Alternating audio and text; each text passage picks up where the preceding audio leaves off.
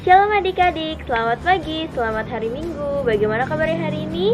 Luar biasa. Tetap semangat untuk kita semua untuk memuji dan memuliakan nama Tuhan. Sebelum kita masuk ke dalam ibadah sekolah minggu kita, mari kita angkat satu lagu pujian, Ada Satu Sahabatku.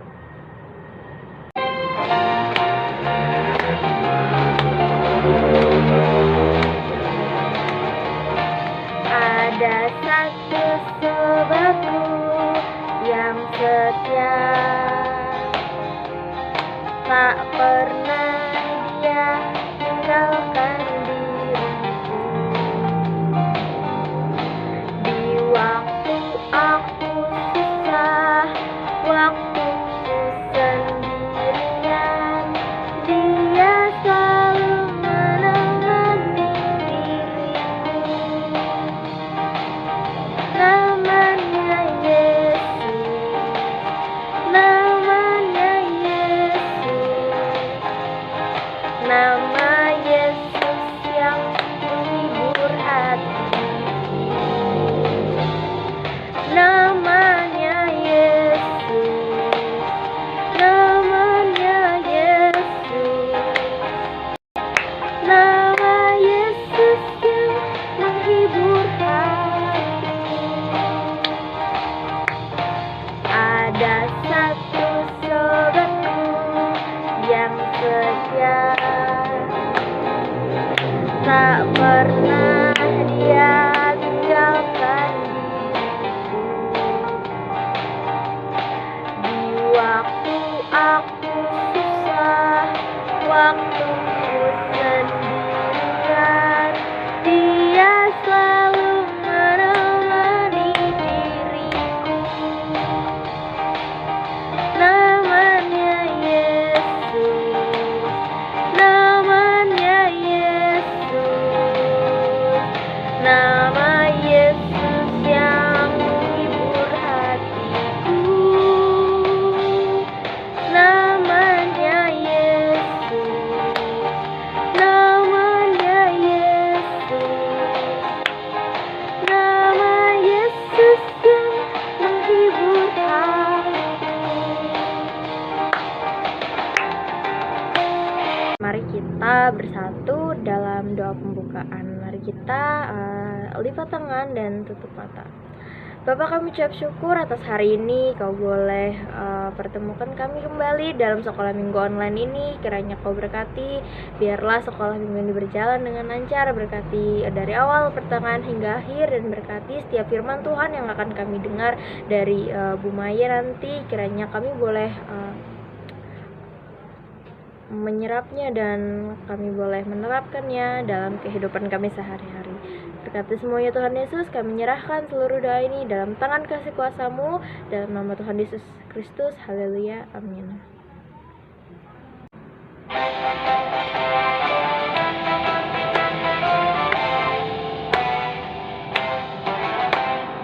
Baca kitab suci, doa tiap hari, doa tiap hari, doa tiap hari.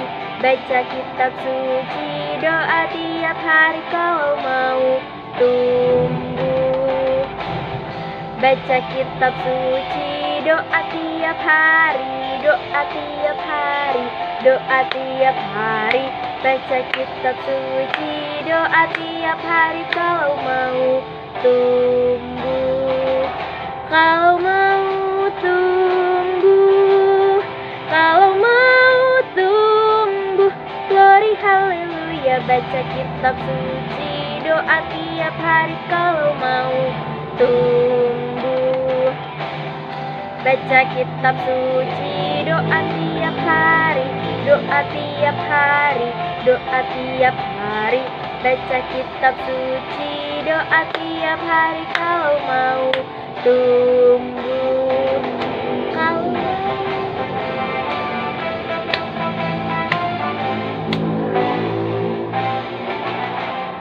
baca kitab suci, doa tiap hari, doa tiap hari, doa tiap hari.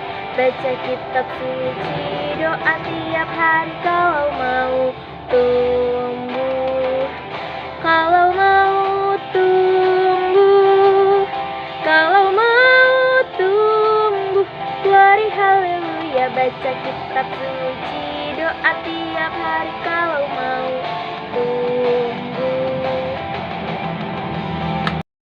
Shalom adik-adik, shalom. Apa kabarnya? Puji Tuhan. Saat ini ibu dalam keadaan sehat, semangat, dan sukacita. Ibu harap adik-adik di rumah juga semangat ya untuk menyambut hari Minggu ini dengan sukacita. Kita akan bersama-sama mendengarkan sebuah cerita dari Alkitab. Siap untuk mendengarkan? Mari kita berdoa untuk memulai cerita kita hari ini. Bapa di surga, terima kasih Tuhan karena kebaikan-Mu. Kami mengucap syukur karena Tuhan senantiasa memberkati kami. Puji Tuhan, hari ini kami boleh duduk di hadapan Tuhan, di hadapan monitor, untuk kami bersama-sama mengikuti sekolah minggu. Dan kami mendoakan ya Tuhan, biarlah cerita Alkitab hari ini bisa menguatkan kami. Dalam nama Tuhan Yesus kami berdoa, haleluya, amin. Adik-adik, mari kita membuka Alkitab kita dari Lukas pasal yang ke-15 ayat 11 sampai dengan 32. Dari Lukas pasal yang ke-15 ayat 11 sampai dengan 32. Tetapi kita tidak akan membacanya semua, ibu hanya membaca beberapa ayat saja. Adik-adik, silakan disimak ayat yang ke-11. Yesus berkata lagi, ada seorang mempunyai dua anak laki-laki. Kata yang bungsu kepada ayahnya, "Bapa, berikanlah kepadaku bagian harta milik kita menjadi hakku." Lalu ayahnya membagikan harta kekayaan itu di antara mereka. Kemudian ayat yang ke-20. Maka bangkitlah ia dan pergi kepada bapaknya. Ketika ia masih jauh, ayahnya telah melihatnya. Lalu tergeraklah hatinya oleh belas kasihan. Ayahnya itu berlari mendapatkan dia, lalu merangkul dan menciumnya. Ayat yang ke-32. Kita patut bersukacita dan bergembira, karena adikmu telah mati dan menjadi hidup kembali. Ia telah hilang dan didapati kembali. Demikianlah firman Tuhan untuk cerita Alkitab hari ini. Adik-adik, tentunya adik-adik pernah mendengar ya, apalagi yang kelas-kelas yang tinggi, kelas pratama atau kelas madya, pernah mendengar tentang perumpamaan anak yang hilang. Pernah mendengar cerita tentang anak yang hilang? Ada yang sudah, ada yang belum. Ya, yang sudah kita akan ulangi lagi ya, supaya kita mengingat tentang cerita ini. Apa yang diceritakan, apa yang diumpamakan Tuhan Yesus. Bagi yang belum mendengar, perhatikan baik-baik. Ya, dalam Alkitab yang sudah kita baca tadi sebagian, nanti adik-adik boleh membacanya full dari ayat yang ke-11 sampai dengan 32. Ibu akan menceritakan ulang kepada kita semua. Tuhan Yesus memberi perumpamaan. Ada seorang bapak. Bapak itu mempunyai dua orang anak laki-laki. Seperti ibu ya. Ibu punya 2 anak laki-laki. Kemudian siapa lagi yang punya 2 anak laki-laki? Ya, ada Pak Yoko, ada Pak Joni. Itu punya 2 orang anak laki-laki.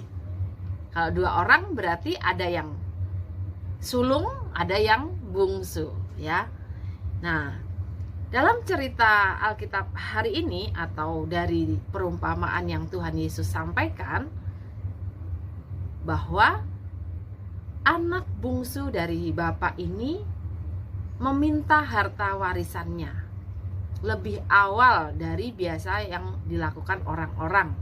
Biasanya kalau harta warisan diberikan ketika orang tua sudah meninggal, kemudian pada masa-masa tua orang tua kita. Tapi dan itu untuk secara kesopanan biasanya anak-anak tidak boleh meminta ya, mana hakku gitu. Itu sangat tidak sopan. Nah, yang dilakukan si bungsu dari cerita Alkitab ini adalah dia meminta bagiannya. Dia katakan bahwa ayah atau Bapa, berikanlah kepadaku bagian harta milik kita yang menjadi hakku, gitu. Kasihkan secara bahasa sederhananya, Bapak, aku minta warisanku. Kemudian apakah Bapak ini menolak untuk memberikan warisan kepada anaknya? Tidak ya adik-adik. Bapak ini memberikan, ayahnya membagikan bagian harta kekayaan di antara mereka. Jadi ayahnya juga memberikan, ini buat kakakmu, ini buat kamu, nikmatilah. Nah, yang menjadi terusannya adalah si bungsu ini ketika sudah mendapatkan harta warisan dari ayahnya, dia langsung pergi ke kota, hidup berfoya-foya. Kemudian di sana dia menghabiskan semuanya. Jadi sampai-sampai dia tidak memiliki harta lagi. Kasihan banget ya. Di luar kota, hidup sendirian, uangnya sudah habis. Pasti apa yang pertama muncul? Lapar. Perutnya pasti akan lapar ya Dek ya. Haus. Sementara untuk beli air aja nggak punya. Untuk beli nasi nggak punya uang. Untuk beli roti nggak punya uang karena sudah habis. Tindakannya itu adalah tindakan yang ceroboh. Itulah tindakan yang dilakukan oleh si bungsu atau anak yang terakhir. Kemudian karena kelaparan dan ada timbul bencana kelaparan di negeri itu, di kota itu, dia pun mulai melarat, adik-adik. Melarat itu apa artinya? Miskin. Kismin kalau dibalik ya. Jadi sangat miskin, dia melarat karena tidak ada makanan yang dimakan, kemudian tidak ada uang yang untuk beli ini, beli itu. Jadi sangat miskin. Lalu si bungsu ini pergi dan bekerja kepada seorang majikan di negeri itu. Jadi dia, aku tak bekerja aja lah. Mudah-mudahan aku bisa bekerja. Kemudian dia pergi ke seorang majikan yang memiliki ladang. Ladang itu adalah tempat luas, biasanya dipakai untuk pertanian ya adik-adik. Orang itu, majikan itu menyuruhnya ke ladang ternyata bukan untuk bercocok tanam, tetapi untuk menjaga babinya. Jadi majikan ini punya banyak babi adik-adik. Punya banyak babi dan harus dijaga. Kalau nggak dijaga takut kemana-mana kan. Jadi babi-babi itu di kebun kemudian harus dijaga. Apa yang terjadi? Karena hari pertama kan ya, mungkin hari pertama, hari kedua kan belum ada gaji atau belum ada bayaran. Nah, perutnya padahal sudah lapar adik-adik.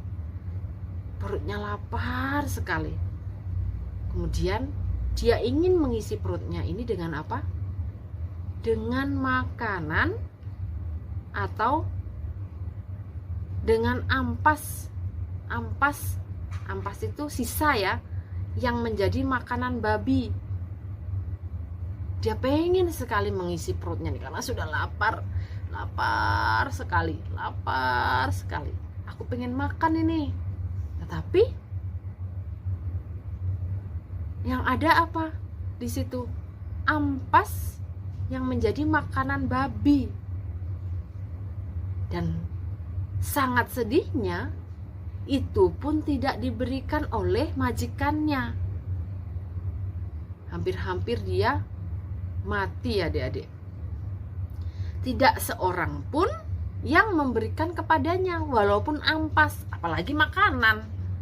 Ampas pun tidak boleh diberikan karena saat itu sedang terjadi bencana kelaparan. Orang-orang pada berpikir jangan sampai ternakku juga mati. Jangan sampai aku mati. Nah, jangan sampai semua makanan-makanan, mau makanan hewan, mau makanan manusia, jangan sampai terbuang sia-sia gitu. Jadi bahkan makanan dari ampas babi pun tidak diberikan, sehingga si bungsu ini sangat kelaparan luar biasa. Apakah adik pernah merasakan yang lapar yang sangat luar biasa? Pasti tidak pernah ya.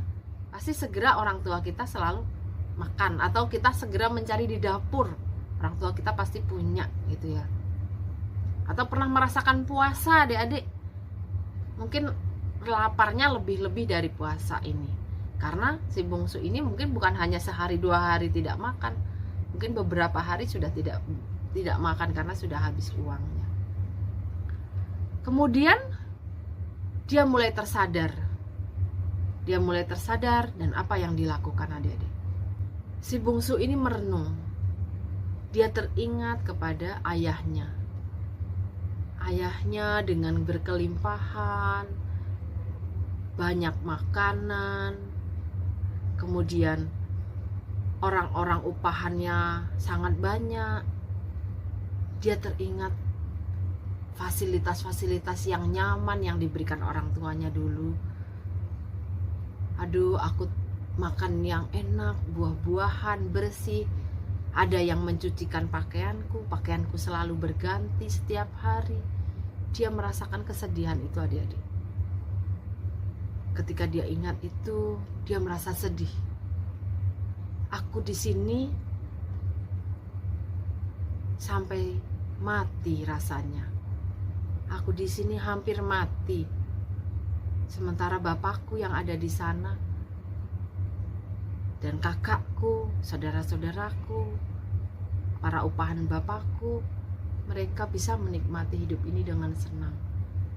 Tetapi aku di sini mati kelaparan. Jadi dia hampir mati adik-adik karena sangat lapar. Dia mengatakan, aku akan bangkit dan pergi ke rumah kepada Bapa. Dan aku akan mengatakan, Bapa, aku telah berdosa terhadap sorga dan terhadap Bapa. Aku tidak layak lagi disebut anak Bapa.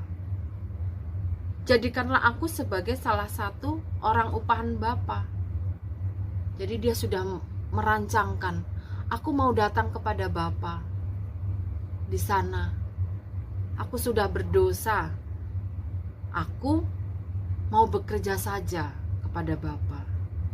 Itu yang menjadi rencana dia. Kemudian dia bangkit, dia berdiri, dia berjalan menuju kembali ke kampung halamannya, ke rumah bapaknya. Ketika sampai di lokasi atau di kampung halamannya, bapaknya ini melihat dari jauh. Melihat, wah, sepertinya itu anakku. Wah, iya benar, itu anakku. Maka bangkitlah bapaknya ini, bergegas, tergerak hatinya oleh belas kasihan. Ayahnya ini berlari mendapatkan dia dan merangkul. Anakku, aku sangat merindukanmu. Kemudian dia menyuruh semua orang yang ada di situ membawakan jubah yang terbaik, pakaian yang terbaik, dikenakan lagi cincin pada jarinya dan sepatu pada kakinya.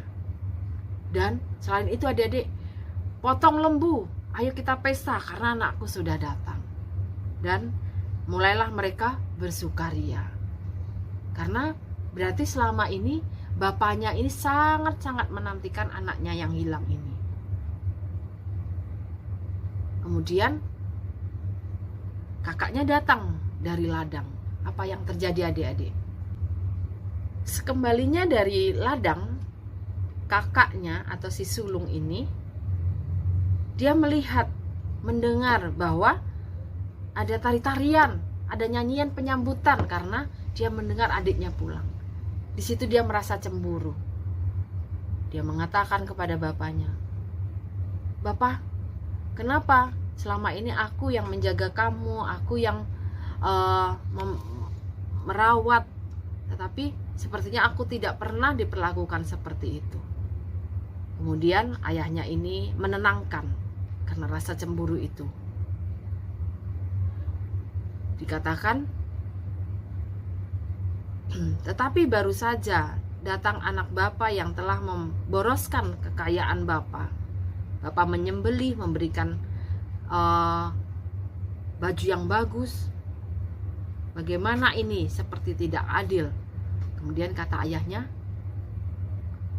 anakku, engkau selalu bersama aku, dan segala kepunyaanku adalah kepunyaanmu. Kita patut bersuka cita dan bergembira karena adikmu telah mati dan menjadi hidup kembali, yang telah hilang dan didapatkan kembali. Nah, seperti itu adik-adik ceritanya, bahwa kasih Bapa itu besar. Kasih Bapa itu apa? Besar. Kalau kita datang kepada Bapa, meminta kepada Bapa, pasti Bapa akan memberikan kepada kita. Terlebih, apa adik-adik? Yang tidak bisa manusia lakukan. Manusia tidak sanggup